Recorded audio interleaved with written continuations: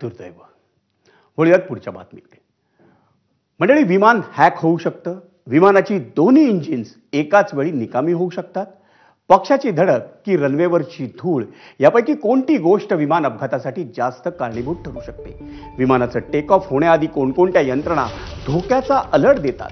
यासारखे अनेक प्रश्न अहमदाबादमधल्या एअर इंडियाच्या विमान दुर्घटनेनंतर तुम्हा सर्वसामान्यांना पडले. तुमच्या आमच्या मनातील हेच प्रश्न घेऊन आम्ही एव्हिएशन तज्ज्ञांकडे पोहोचलो.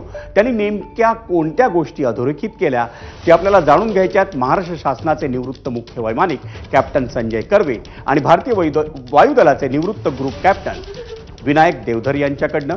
अर्थातच मंडळी, एखादं विमान हॅक होऊ शकतं का, हा आमचा त्यांना पहिला प्रश्न होता आणि त्यावर तज्ज्ञांनी काय म्हटलंय ते आपण आधी पाहूया.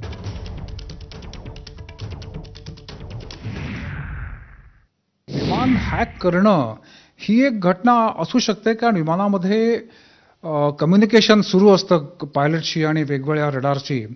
त्यामुळे त्याच्यामध्ये कोणीतरी लॉग इन करून असं घडवणं थिरॉटिकली तरी पॉसिबल आहे, पण प्रत्यक्षात कितपत खरंच कोणी काही करू शकतं का, तर हे म्हणजे अगदी अशक्य कोटीतलं नसलं तरी फार डिफिकल्ट आहे असं मला तरी वाटतं.